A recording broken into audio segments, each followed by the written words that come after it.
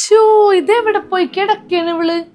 എനിക്കാണെങ്കിൽ ഒരു സ്ഥലത്ത് പോണെന്ന് പറഞ്ഞാ കറക്റ്റ് സമയത്ത് അവിടെ എത്താണ്ട് ഒരു സമാധാനം ഉണ്ടാവൂല. ഷോ ഇവള് വൈകി വന്ന് ഇവക്കത് ശീലായി പോയി തോന്നണേച്ചി. എന്നാലും നിങ്ങക്ക് 2 ദിവസം മുന്നേ ഒന്ന് പറയായിരുന്നു. അങ്ങനെയാണെങ്കിൽ ഞാൻ അവനെ ലീവ് എടുപ്പിച്ച് നിർത്തിയേനെ. അതിനെ സുലിച്ചേച്ചി ഇന്നലെ നൈറ്റല്ലേ പെണ്ണ് സെറ്റായത്. ഇതുപോലെ പെണ്ണ് കാണാൻ ചെല്ലുമ്പോ ചെക്കനില്ലാതെ എങ്ങനെയാണ് ചേച്ചി? ഈ കാലത്തെ പെണ്ണിന്റെയും ചെക്കന്റെയും മനപ്പുറത്തല്ല നോക്കേണ്ടത്, മരുമോളുടെയും അമ്മായിമ്മയുടെയും മനപ്പുറത്ത് നോക്കണം.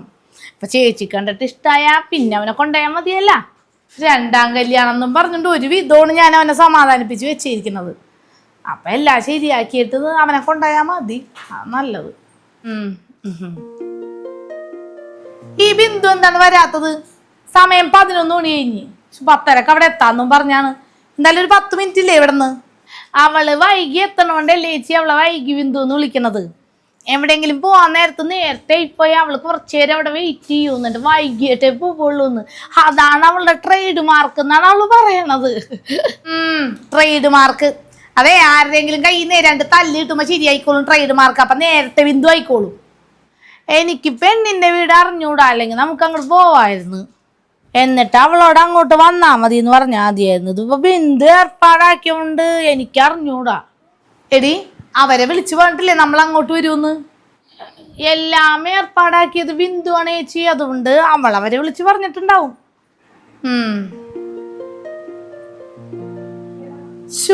12 മണി കഴിഞ്ഞ്.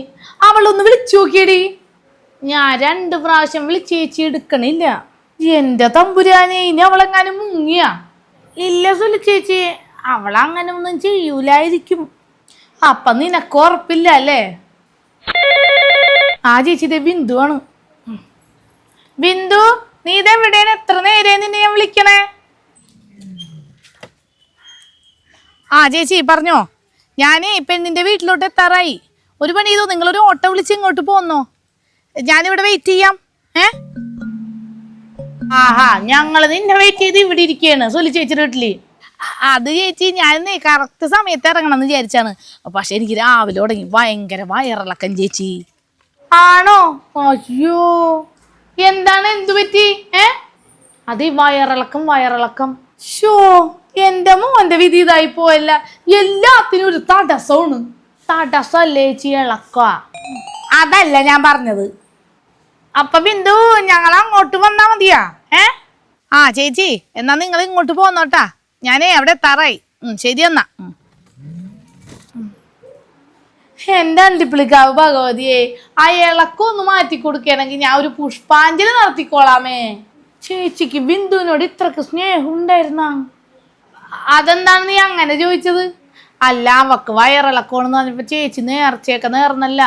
അയ്യേ, അവക്കാണ് വയറിളക്കം. ഞാൻ വിചാരിച്ചു പെണ്ണിനാണെന്ന്. അതൊന്നും പറയണമെങ്കിൽ പോയി പെണ്ണിനെ കണ്ടിട്ട് വരാല്ലാന്ന് വിചാരിച്ചു ഞാൻ. ബിന്ദുവിനാണ് ദൈവമേ വയറിളക്കം. അപ്പൊ ആ പുഷ്പാഞ്ജലി ഇങ്ങോട്ട് തിരിച്ചെടുത്തേക്കണ അണ്ടിപ്പിളിക്കാവ് ഭഗവതിയെ. ഒരു 10 രൂപയുടെ പുഷ്പാഞ്ജലി പോലും വല്ലവർക്കും വേണ്ടി നടത്താത്ത തള്ള, നല്ല വെസ്റ്റ് തള്ള. അല്ല, അവൾ എന്താന്ന് പറഞ്ഞ? അവൾ ഇങ്ങോട്ട് വന്നില്ലപ്പാ. അവക്കേ ചെറിയ വയറിളക്കം കാരണേ ഇറങ്ങാൻ വൈകിന്ന്. നമ്മളോട് നേരിട്ട് അങ്ങോട്ട് ചെല്ലാൻ പറഞ്ഞു. ആണാ? എന്നാ പിന്നെ വൈകണ്ട, ഞാൻ വീട് പൂട്ടി വേഗം ഇറങ്ങാം. നീ ഇറങ്ങിക്കോ.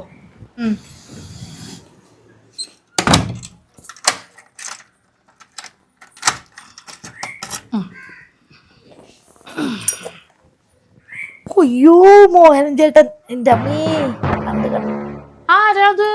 അയാളെ തെക്കേലുള്ളാണ്. അയാളെ കണ്ടിട്ട് എന്തിനിറങ്ങിയാലും നശൂലാണ്. അയാള് പോയാ വാസന്തി? പോയി. അയാളെ കണ്ടിട്ടേ എന്ത് പരിപാടിക്ക് ഇറങ്ങിയാലും ദുരന്തത്തിലേ അവസാനിക്കുള്ളൂ. എൻ്റെ അമ്മായിയമ്മ ഒട്ടും വയ്യാണ്ട് ഇവിടെ നിന്ന് ഹോസ്പിറ്റലിലോട്ട് കൊണ്ടുപോകുമ്പോൾ ഇയാളിന് കണിയേണ്ടത്. പിന്നെ തള്ള തിരിച്ച് ജീവനോട് ഇങ്ങോട്ട് വന്നിട്ടില്ല. അയ്യോ ചേച്ചി, എന്തേലും പറ്റിയാ? അയ്യോ, ഞാൻ പറഞ്ഞില്ലേ ആ മോഹനെ കണിയണ്ട് ഇറങ്ങിയ ഇങ്ങനെയാണ്. എവിടെ നിന്നൊക്കെയാണ് വന്നെ നടീന്ന് അറിഞ്ഞൂടാ. ഇതിനിങ്ങനെയാണ് വീണെന്നാവോ? നിത്യവും ഞാൻ ഇറങ്ങണ പടിയല്ലേ. എന്തെങ്കിലും പറ്റി ചേച്ചി? ഓ, കുഴപ്പമില്ലടി, നടക്കാൻ പറ്റുമല്ലോ അല്ലേ? പിന്നെ നീ ഓട്ടോ വിളിച്ചോ, പോവാ. ഹലോ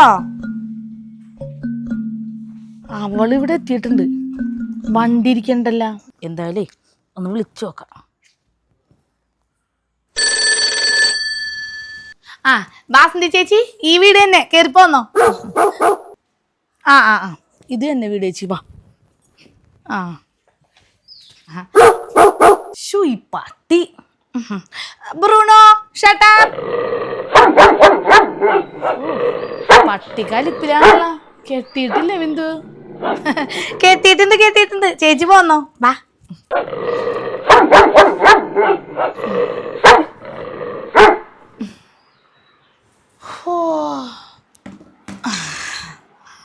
എല്ലാവർക്കും നമസ്കാരം.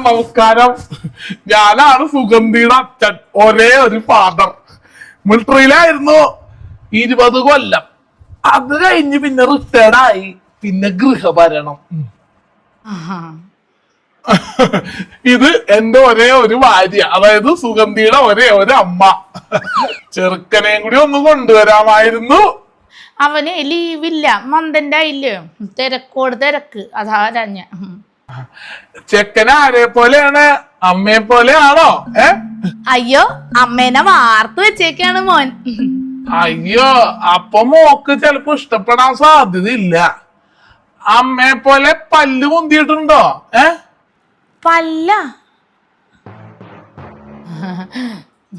അയ്യോ സുഗന്ധിയുടെ അച്ഛന് തെറ്റി പറ്റിട്ടോ. ഇതല്ല ചെക്കന്റെ അമ്മ, ഇതാണ്. അയ്യോ സോറി ട്ടാ, ഞാൻ വിചാരിച്ചു ഇതാണെന്നേ, അതാണ്. സോറി, നല്ല സാരി കൊടുത്തപ്പോ ഞാൻ പെട്ടെന്ന് മാറിപ്പോയി. അപ്പോഴേ പറഞ്ഞാണല്ലോട് നല്ല സാരി കൊടുത്ത് വരണ്ടെന്ന്. എന്ത് ചെയ്യാൻ, അല്പം സൗന്ദര്യം കൂടിപ്പോയി. അതുകൊണ്ട് തന്നെ എവിടെ ചെന്നാലേ അവിടുത്തെ മെയിൻ ഞാനാണെന്ന് വിചാരിക്കും. ഇപ്പൊ നിങ്ങൾ അമ്മയെന്ന് വിചാരിച്ച് തെറ്റിദ്ധരിച്ചില്ല അതുപോലെ. അല്ല, അച്ഛന് പാടില്ലായിരുന്നു, ഹോസ്പിറ്റലിലായിരുന്നു എന്നൊക്കെ ബിന്ദു പറഞ്ഞ്. എന്തു പറ്റിയതായിരുന്നു? അതേ, ഒരു നെഞ്ചുവേന വന്നതാണ്. അപ്പം അവിടെ ചെന്നപ്പോൾ ചെക്ക് ചെയ്തപ്പോൾ 2 ബ്ലോക്ക്. പിറ്റേ ദിവസം തന്നെ ആൻജിയോഗ്രാം ചെയ്യേണ്ട വന്നു. ഞാനാണെങ്കിൽ അങ്ങോട്ട് പേടിച്ചു പോയി. ഓപ്പറേഷൻ എന്നൊക്കെ പറഞ്ഞപ്പേ. അയ്യോ, അപ്പം കുറേ പൈസ ആയിട്ടുണ്ടാവുമല്ല. എങ്ങനെ ഒപ്പിച്ച് പൈസയൊക്കെപ്പാ? പുള്ളി ഹെൽത്ത് ഇൻഷുറൻസ് എടുത്ത് വെച്ചിട്ടുണ്ടായിരുന്നു. അതുകൊണ്ട് തന്നെ 1 രൂപയിലും കൊടുക്കാണ്ട് ഹോസ്പിറ്റലിൽ നിന്ന് ഡിസ്ചാർജ് ആയി പോരാനും പറ്റി. ചേട്ടനൊരു ബുദ്ധിമാൻ തന്നെ, അതുകൊണ്ടല്ലേ ഹെൽത്ത് ഇൻഷുറൻസ് എടുത്ത് വെക്കാൻ പറ്റിയത്. ഇല്ലെങ്കിൽ കുറെ പൈസ പൊട്ടിയേനെ. അതെ, ചെറിയൊരു പനിയായിട്ട് ഹോസ്പിറ്റലിൽ പോയപ്പോലും 10-15 രൂപ ചെലവാകും. അല്ല ചേട്ടാ, ഈ ഹെൽത്ത് ഇൻഷുറൻസിന് മാസം ഒരുപാട് പൈസ കൊടുക്കേണ്ടി വരുമോ? ഇല്ലെന്നേ, മാസം 400-500 രൂപ മുതൽക്കുള്ള ഹെൽത്ത് പ്ലാനുകൾ നമുക്ക് ഇതിന്ന് എടുക്കാം. 1 കോടി രൂപ വരെ കവറേജ് കിട്ടുന്നതേ. അത്രയുള്ള? അപ്പൊ അത് എവിടെ നിന്ന് എടുക്ക? ഞാനേ ഈ വീഡിയോയുടെ ഡിസ്ക്രിപ്ഷനിലും കമന്റ് ബോക്സിലും ഒരു ലിങ്ക് ഇട്ടിട്ടുണ്ട്. അല്ലെങ്കിൽ ഈ കാണുന്ന QR കോഡ് സ്കാൻ ചെയ്താലും മതി. അതിൽ ഇന്ത്യയിലെ ലീഡിംഗ് കമ്പനികളുടെ ഒക്കെ ബെസ്റ്റ് ഇൻഷുറൻസ് പോളിസി നോക്കിയിട്ട് 25% വരെ ഡിസ്കൗണ്ടോടുകൂടി ഇപ്പൊ എടുക്കാം. ആഹാ, അത് കൊള്ളാല്ല. അല്ല, അച്ഛന് ഷുഗറും പ്രഷറൊക്കെ ഉള്ളതല്ലേ, അങ്ങനെയുള്ളവർക്ക് അപ്പൊ ഹെൽത്ത് ഇൻഷുറൻസ് കിട്ടുമോ? ഞാൻ ഇൻഷുറൻസ് മുൻപേ എടുത്തു വെച്ചാണ്. മുൻപേ എടുത്തു വെക്കണാണ് എപ്പോഴും നല്ലത്. ഇപ്പോ diabetics, thyroid issue, BP, asthma പോലുള്ള അസുഖങ്ങൾക്കൊക്കെ 1ാമത്തെ ദിവസം മുതൽ കവറേജ് കിട്ടുന്ന പ്ലാനുകൾ ഉണ്ട്. ചേട്ടാ, ഇത് ഗൾഫിലുള്ളവർക്ക് എടുക്കാൻ പറ്റുമോ? പിന്നെ പ്രവാസികൾക്കൊക്കെ പുറം നാട്ടിൽ നിന്ന് എടുക്കുന്നതിനേക്കാൾ 35% വരെ ചെലവ് കുറവില് നമുക്ക് നാട്ടിൽ നിന്ന് എടുക്കാം ഈ ഹെൽത്ത് ഇൻഷുറൻസ്. ക്ലെയിം സപ്പോർട്ടൊക്കെ 30 മിനിറ്റിനുള്ളിൽ കിട്ടും. ആഹാ, എന്നാ പിന്നെ എന്റെ ചേട്ടനോട് വേണം ഫാമിലിക്ക് വേണ്ടി അത് എടുത്തു വെക്കാൻ. ഒരു ഹെൽത്ത് ഇൻഷുറൻസ് ഇക്കാലത്ത് എടുത്തു വെക്കണം, എന്തുകൊണ്ടും നല്ലതാന്നേ. അതെ. പറയുമ്പോ എല്ലാം പറയണമല്ലോ. കഴിഞ്ഞ കല്യാണം എല്ലാം നോക്കിയും പറഞ്ഞും അങ്ങോട്ടും ഇങ്ങോട്ടൊക്കെ പറഞ്ഞു നടത്തിയതായിരുന്നു. എന്നിട്ടും അങ്ങോട്ട് ശരിയായില്ല. ആകെ 2 ദിവസമാണ് അവിടെ ജീവിച്ചതേ. പിന്നെ ഇങ്ങോട്ട് പോന്നു. അത് ബിന്ദു പറഞ്ഞിരുന്നു. പിന്നെ എല്ലാം വിധിച്ചതുപോലെയല്ലേ നടക്കൂ. വിധിയിൽ വിശ്വസിക്കുന്ന ഒരാളാണ് ഞാൻ. ഞങ്ങൾക്ക് ഒരു മോനും ഒരു മോളുമാണ്. സുഗന്ധി 2ാമത്തെയാണ്. മൂത്തവൻ സുമേഷ്. അവൻ ബോംബെയിൽ ഒരു തുണി ഫാക്ടറിയിൽ ജോലി ചെയ്യാണ്. 40 വയസ്സ് കഴിഞ്ഞിട്ടും പെണ്ണാവാണ്ടേ വല്ലാത്ത വിഷമമായിരുന്നു ഞങ്ങൾക്കൊക്കെ. അവസാനം ഒരു പെണ്ണിനെ കിട്ടി കല്യാണം കഴിച്ച്. കഴിഞ്ഞതിന് മുന്നത്തെ ഞായറാഴ്ചയായിരുന്നു, അല്ല ശനിയാഴ്ചയായിരുന്നു രജിസ്റ്റർ മാരേജ്. ഞായറാഴ്ച ചെറിയ രീതിയിൽ ആൾക്കാരെയൊക്കെ വിളിച്ചൊരു ചെറിയ ഫങ്ഷൻ. അങ്ങനെ കുറച്ച് കാത്തിരുന്നിട്ടാണെങ്കിലും നല്ലൊരു മരുമോളാണ് ഞങ്ങൾക്ക് കിട്ടിയത്. ഞാൻ മരുമോളെ കണ്ടിട്ടില്ല. കഴിഞ്ഞ പ്രാവശ്യം വന്നപ്പോഴും അവര് പുറത്തോട്ട് പോയൊക്കെയായിരുന്നു. അപ്പോ ഈ വീട് നിങ്ങളുടെ സ്വന്തമാണോ? അല്ല അല്ല, ഇത് ഇവളുടെ ഒരു സ്വന്തക്കാരുടെ വീടാണ്. അവര് UK-ലാണ്. 2018 വെള്ളപ്പൊക്കത്തിൽ ഞങ്ങളുടെ വീടൊക്കെ ആകെ നശിച്ച്. അപ്പൊ അവര് UK-ലായതുകൊണ്ട് വരാറൊന്നുമില്ല. അപ്പൊ അവര് പറഞ്ഞ നിങ്ങൾ ഇവിടെ നിക്കുന്ന പറഞ്ഞ് വാടകയും കൊടുത്ത് ഇവിടെ നിക്കാണ്. ചെറിയ വാടക ഉള്ളൂ, സ്വന്തക്കാരല്ലേ. പിന്നെ മോനെ എപ്പോഴും പറയും വീട് വെക്കണം വെക്കണം. ഇപ്പൊ അവന്റെ കല്യാണമൊക്കെ കഴിഞ്ഞ് ഇനിയിപ്പോ തുണിക്കടയൊക്കെ തുടങ്ങാൻ പോകുന്നു പറയുന്നുണ്ടായിരുന്നു. അപ്പൊ പിന്നെ എന്തായാലും ഒരു വലിയ വീട് വെക്കണം. ഇപ്പൊ വലിയ വീട്ടില് ജീവിച്ചേ നമുക്ക് കുഞ്ഞു വീട്ടിലൊന്നും അഡ്ജസ്റ്റ് ചെയ്യാൻ പറ്റാണ്ടായി. ബിന്ദു നിങ്ങളുടെ കേസ് പറഞ്ഞ് ഫോട്ടോ കാണിച്ചപ്പോ തന്നെ മോക്ക് ഇഷ്ടപ്പെട്ട്. അപ്പൊ മോളുടെ ഇഷ്ടമുള്ള നമ്മുടെ സന്തോഷം. അപ്പൊ തന്നെ ഞങ്ങള് വിചാരിച്ച അത് മതി. എന്നാ മോളെ വിളിക്ക്. വിളിക്കാം. മോളെ സുഗന്ധി, ഇങ്ങോട്ട് വാ.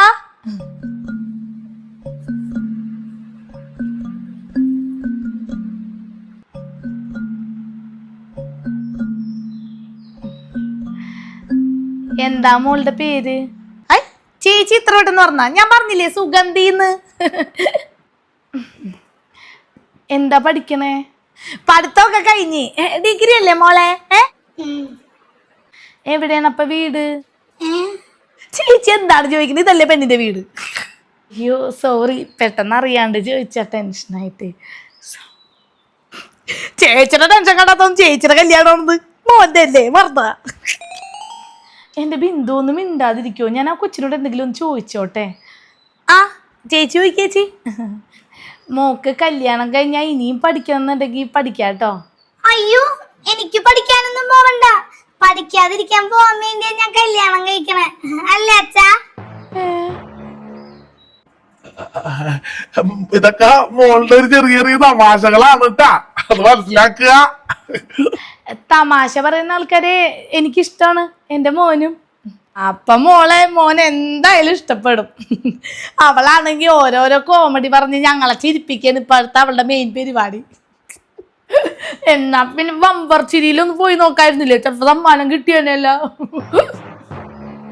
വസന്തി മിണ്ടാതിരി. മോള് പഠിക്കുന്നതൊക്കെ എവിടെയാണ് അപ്പൊ? അത് മുകളിലെ ടെറസിലിരുന്ന് പഠിക്കാറുണ്ട്. പിന്നെ മുറിയിലിരുന്ന് പഠിക്കും. പിന്നെ ചിലപ്പോ സ്റ്റെപ്പും ഇരുന്ന അല്ലെങ്കിൽ സെറ്റിലിരുന്നാ പഠിക്കും. എന്ത് പഠിക്കുന്ന സ്ഥലമല്ലേ ചോദിച്ചത്? ശരിയല്ലേ അച്ഛാ? സുഗന്ധിയുടെ ഒരു ഹ്യൂമർ സെൻസ്. ഈ പെണ്ണിന് എന്തോ കുഴപ്പമില്ലേ?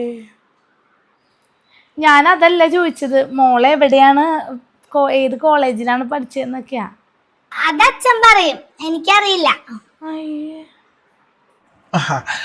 അത് അവള് ഇവിടെ അടുത്തുള്ള ഒരു പാരലൽ കോളേജിലാണ് ഡിഗ്രി ഒക്കെ പഠിച്ചത്. അവൾക്കതൊക്കെ പറയാനൊരു നാണക്കേടാ. മൂത്തവരിയ്ക്കുമ്പോ എങ്ങനെയാ പറയാ, അതാ. ഇളയ മോളായതുകൊണ്ടേ ഭയങ്കര കൊഞ്ചിച്ചാണ് പുള്ളി ഞാനാണെങ്കിലും വളർത്തിയത്. അതുകൊണ്ട് അതിൻ്റെതായ കുഴപ്പങ്ങളൊക്കെ ഉണ്ട് അവക്ക്. അതൊക്കെ എൻ്റെ വീട്ടിലോട്ട് വന്ന് കയറുമ്പോൾ മാറിക്കോളും, ഇല്ലെങ്കിൽ ഞാൻ മാറ്റിയെടുക്കും. ചേച്ചി, പെണ്ണിന് ഇഷ്ടായില്ലേ? ഇഷ്ടായി. എന്നാ ചേച്ചിക്ക് എന്തെങ്കിലും ഡിമാൻഡൊക്കെ ഉണ്ടെങ്കിൽ ഇവിടെ വെച്ച് തന്നെ അവർ പറഞ്ഞോട്ടാ. ഡിമാൻഡ് പറയുന്നതിന് മുന്നേ ഞാൻ കുറച്ച് കാര്യങ്ങൾ അങ്ങോട്ടൊന്ന് പറഞ്ഞേക്കാം. ചേട്ടൻ പറഞ്ഞോളൂ. എന്റെ മോളൊരു പാവമാണ്. അപ്പൊ അതുപോലത്തെ ഒരു പഞ്ചപാവം ചെറുക്കനെയാണ് ഞങ്ങൾ നോക്കുന്നത്. ഒരു കല്യാണം, ആദ്യത്തെ കല്യാണം ഇപ്പൊ ഫുൾ ട്രോമയായി. ഇനി അതുപോലെ എന്റെ മോക്ക് അനുഭവിക്കാൻ ഞാൻ വിട്ടുകൊടുക്കൂല. അതുകൊണ്ടാണ് ഞാൻ എല്ലാം തുറന്നു പറയണത്. ചേട്ടൻ എന്താണെങ്കിലും പറഞ്ഞോ. എന്റെ മോക്ക് ചെറിയ പിള്ളേരുടെ മനസ്സാണ്, അതുപോലെ ചില വാശികളും ഉണ്ട്. അതൊക്കെ ഒന്ന് ഒരു തഞ്ചത്തിൽ പറഞ്ഞാ അത് നമുക്ക് മനസ്സിലാവും. അത്രേ ഉള്ളോ? എൻ്റെ മോനൊരു സാധുവാണ്, അതുകൊണ്ട് തന്നെ അവന് എല്ലാ കാര്യത്തിലും ഭയങ്കര ക്ഷമയാണ്. തഞ്ചത്തിൽ പറഞ്ഞു മനസ്സിലായിക്കോളും. പിന്നെ ഇടക്കിടക്കെ വീട്ടിലോട്ട് വരണം എന്ന് പറഞ്ഞ് ചിലപ്പോ വാശി പിടിക്കും. അത് കാര്യമൊക്കെ ഉണ്ടാവും. നിങ്ങൾ കൊണ്ടുവരണ്ട, എന്നെ വിളിച്ചാൽ മതി, ഞാൻ വന്ന് കൊണ്ടുവന്നോളാം. കഴിഞ്ഞ പ്രാവശ്യം സുധിയുടെ വീട്ടിൽ നിന്ന് ഇങ്ങോട്ട് പോകാനെന്ന് പറഞ്ഞപ്പോ സുധി എന്നെ ഈ 2 കൈയും കെട്ടിയിട്ടവിടെ.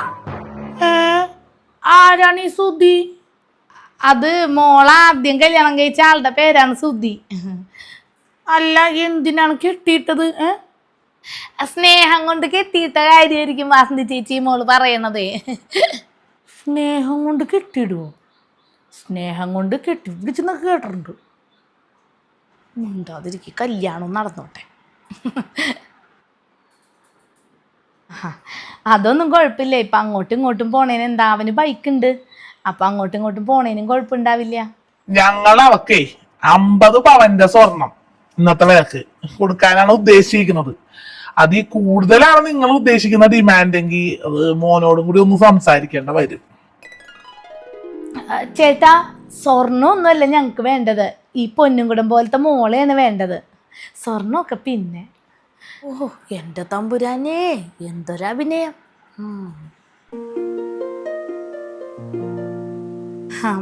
ഇനി കുറച്ച് ചേച്ചിനെ പുകഴ്ത്താം.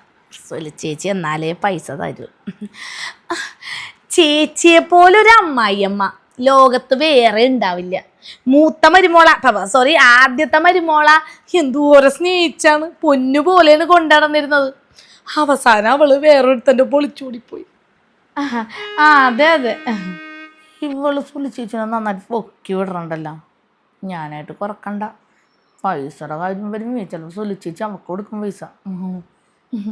സുലി ചേച്ചിയുടെ സ്വഭാവം എന്ന് പറഞ്ഞാല് പാല് പോലെയാണ്. അത്ര തെളിമുള്ള സ്വഭാവമാണ്. നാട്ടുകാരോട് ആരോട് ചോദിച്ചാലും ചേച്ചി ഇവിടെ നല്ല അഭിപ്രായം പറയുള്ളൂ. അതാണ് സുലി ചേച്ചി.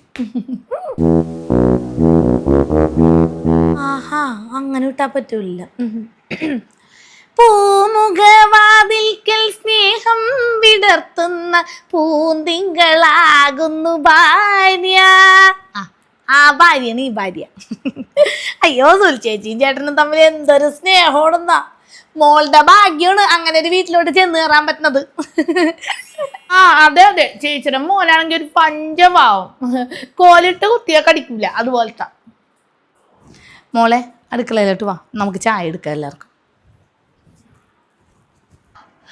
എന്റെ മോളെ നന്നായിട്ട് നോക്കണം, അതേ ഞങ്ങൾക്കൊരാഗ്രഹമുള്ളൂ. പിന്നെ ഇപ്പൊ അവളെ കാണിച്ചുകൊണ്ടിരിക്കുന്നത് നമ്മുടെ സുധാരൻ ഡോക്ടറിനെയാണ്. അപ്പൊ കല്യാണം കഴിഞ്ഞാലും അത് നിർത്താൻ നിക്കണ്ട, കാണിച്ചാ മതി. സുധാകരൻ ഡോക്ടറിന്റെ അടുത്താ? അപ്പൊ പെണ്ണിന് വട്ട് തന്നെ. സുലി ചേച്ചി, ഞാനും വരാട്ടാ, ആരും വിളിക്കണം, വരെ. അല്ല, ഇപ്പൊ എന്തിനാ അപ്പൊ ഡോക്ടറിനെ കാണിക്കണേ? അപ്പൊ ബിന്ദു, നീയൊന്നും പറഞ്ഞില്ലേ ഇവരോട്? അതൊക്കെ പറയേണ്ട ആവശ്യമുണ്ടോ ചേട്ടാ? ഇപ്പോഴത്തെ പിള്ളേരുടെ ഫാഷനല്ലേ അതൊക്കെ. എന്ത് ഫാഷനാണ് ബിന്ദു നീ ഉദ്ദേശിച്ചത്? അതൊന്നും പറഞ്ഞ ചേച്ചിക്ക് മനസ്സിലാവൂല, അതാ ഞാൻ പറയാഞ്ഞതേ. എന്താണെങ്കിലും നീ പറ, മനസ്സിലാകുമെന്ന് ഞാൻ നോക്കിയിട്ട് പറയാം. ഈ ഡിപ്രഷൻ, ആങ്സൈറ്റി, ലോൺലെസ് എന്നൊക്കെ പറഞ്ഞ ചേച്ചിക്ക് വല്ലോ മനസ്സിലാവൂലല്ല. ഇതൊക്കെ എന്തോ സ്ഥലത്തിന്റെ പേര് കേൾക്കണ പോലെ ഉണ്ടല്ല. അങ്കമാലി, അത്താണി, കറുകുറ്റി എന്നൊക്കെ പറയണ പോലെ. അതാണ് ഞാൻ പറഞ്ഞ ചേച്ചിക്കൊന്നും മനസ്സിലാവില്ലെന്ന്. ഇപ്പോഴത്തെ പിള്ളേര് ഒറ്റയ്ക്ക് ഇരിക്കണതിന് പറയുന്ന പേരുകളാണ് അതൊക്കെ. ഇവിടെ മോൾ ഒറ്റക്കല്ലല്ലോ, അച്ഛനും അമ്മയും ചേട്ടനും ഒക്കെ ഇല്ലേ? അവളെ കുറച്ച് നാള് ഹോസ്റ്റലിൽ നിന്നിരുന്നു, അതിനുശേഷമാണ് ഇങ്ങനെ. അത്ര നാളും ഒരു നേരം മരുന്ന് കഴിച്ചിരുന്നവളാ. ഹോസ്റ്റലിൽ പോയി നിന്ന് വന്നതിന് ശേഷം 3 നേരമായി. പിന്നെ ഇപ്പൊ കുഴപ്പമില്ല കേട്ടോ, അവളുടെ മരുന്നൊക്കെ അവളെ തന്നെ നേരാമണ്ണെടുത്ത് കഴിച്ചോളൂ. നമ്മളറിയണ്ട, മേടിച്ചങ്ങ് കൊടുത്താ മതി. എനിക്കിപ്പോഴും ശരിക്കും അങ്ങോട്ട് മനസ്സിലായിട്ടില്ല ചേട്ടാ. അല്ലെ, ഈ ഒറ്റക്കിരിക്കണേന് എന്തിനാണ് ഈ ഗുളിക കഴിക്കണത്? ഒറ്റക്കിരിക്കുന്നതിന് ഗുളിക കഴിക്കുന്നു എന്നല്ല, ഒറ്റക്കായി പോന്നു തോന്നുമ്പോ മനസ്സൊന്നും പിടിച്ചിട്ട് കിട്ടാണ്ടാവുമ്പോ ഒരു ഗുളിക കഴിക്കണമെന്നാ. കൊറേ കാലം മുന്നേ ഞാനും കഴിച്ചിരുന്നു, ഇപ്പൊ നിർത്തി. ഗുളികക്കൊക്കെ എന്താ പൈസ. എന്റെ ബിന്ദു, എനിക്കിതൊന്നും മനസ്സിലാവണില്ലെന്നേ. അയ്യോ ചേച്ചി, ഇതൊന്നും അത്രക്ക് മനസ്സിലാക്കാനില്ലെന്നേ. ഒരു കുഴപ്പമില്ലാത്ത പരിപാടിയാണ്. എന്നാലും ഒരെന്നാലും ഇല്ല, നല്ലൊരു ബന്ധമാണിത്. ഇതിൽ നല്ല ബന്ധം ചേച്ചിയുടെ മോനെ കിട്ടുമെന്ന് എനിക്ക് തോന്നണല്ലോട്ടാ. അല്ല, വാസന്തിയെ കാണാനില്ലല്ലോ, എന്തിയാ അവള് പുറത്തോട്ടെങ്ങാനും ഇറങ്ങിയായിരിക്കും വല്ല ഫോണും വന്നപ്പേ. അത് പോട്ടെ ചേച്ചി, കാര്യങ്ങൾ പറ. കല്യാണം ഉറപ്പിക്കല്ലേ? അത് എനിക്ക് മോൻ്റെ അച്ഛനോടും കൂടി ഒന്ന് സംസാരിക്കണം. അപ്പോൾ പുള്ളി വന്നിട്ട് ഞാൻ സംസാരിച്ചിട്ട് ഞാൻ ഇങ്ങോട്ട് വിളിച്ചു പറയാം. അത് പറ്റൂല, തീരുമാനം ഇപ്പൊ തന്നെ പറഞ്ഞിട്ട് പോണം. മോളെ അകത്തോട്ട് പോവൂ. പോടെ തന്തേ. ഓഹോ, അപ്പൊ നീ ഞാൻ പറഞ്ഞ കേൾക്കില്ല അല്ലേ? ഇല്ലടാ തന്തേ.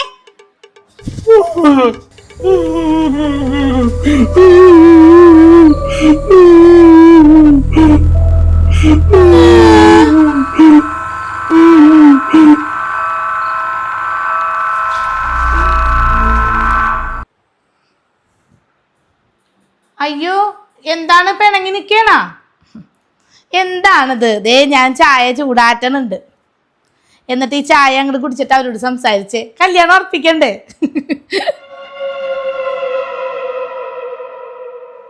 ഒന്നുമില്ലാത്ത ക്ലാസ്സിൽ എന്താറ്റിക്കൊണ്ടാണ് ഇവര് വന്നത്? എടി സത്യം പറ, ഇവർക്ക് കുടുംബത്തോടെ വട്ടാണാ? വട്ടിന്റെ കാര്യമൊന്നും എന്നോട് പറഞ്ഞില്ലേ ചേച്ചി? ചെറിയ ഡിപ്രഷൻ ഉണ്ടെന്ന് പറഞ്ഞായിരുന്നു. അതെല്ലാവർക്കും ഇല്ല, അച്ഛനും അമ്മക്കും മോൾക്കും അത്രയും പേർക്കുള്ളൂ. ഓ അയ്യോ അച്ഛാ, വിഷമിക്കല്ലേ.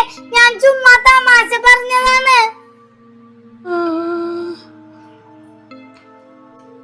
പാവന്റെ അച്ഛൻ. എന്റെ അച്ഛനെ നിങ്ങൾ രണ്ടുപേരും വിഷമിപ്പിച്ചല്ലേ? നിങ്ങളെ ഞാൻ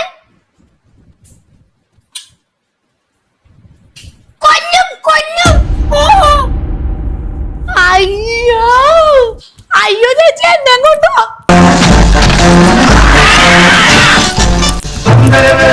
അയ്യോ ചേച്ചി, എന്നെ കൊണ്ടോ? ഹലോ, വീഡിയോയുടെ തുടക്കത്തിൽ പറഞ്ഞ ഹെൽത്ത് ഇൻഷുറൻസിനെ പറ്റി ഒന്നും കൂടി ഓർമ്മിപ്പിക്കുകയാണ്. ഒരു ആരോഗ്യ ഇൻഷുറൻസ് ഇല്ലാതെ നമ്മളൊരു ഹോസ്പിറ്റലിൽ ചെന്ന് കഴിഞ്ഞാൽ ഒരു ചെറിയ അസുഖത്തിനാണെങ്കിലും ഒരുപാട് പൈസ ചിലവാക്കേണ്ടി വരും. ഇപ്പോൾ 10-20 ലക്ഷമൊന്നുമല്ല, 50-60 ലക്ഷങ്ങളൊക്കെ ചിലവാക്കേണ്ടി വരും. ഇന്ത്യയിലെ ലീഡിംഗ് കമ്പനികളെയൊക്കെ കമ്പയർ ചെയ്തിട്ട് നമ്മുടെ ഇഷ്ടത്തിനനുസരിച്ച് 25% വരെ ഡിസ്കൗണ്ടോടുകൂടി ഹെൽത്ത് ഇൻഷുറൻസ് എടുക്കാനുള്ള ഒരു ലിങ്ക് ഞാൻ ഡിസ്ക്രിപ്ഷനിലും കമൻറ്റ് ബോക്സിലും കൊടുത്തിട്ടുണ്ട്. അല്ലെങ്കിൽ ദാ ഈ കാണുന്ന QR കോഡ് സ്കാൻ ചെയ്താലും മതി കേട്ടോ. അപ്പോൾ എല്ലാവരും ഒന്ന് ചെക്ക് ചെയ്ത് നോക്കേ. താങ്ക്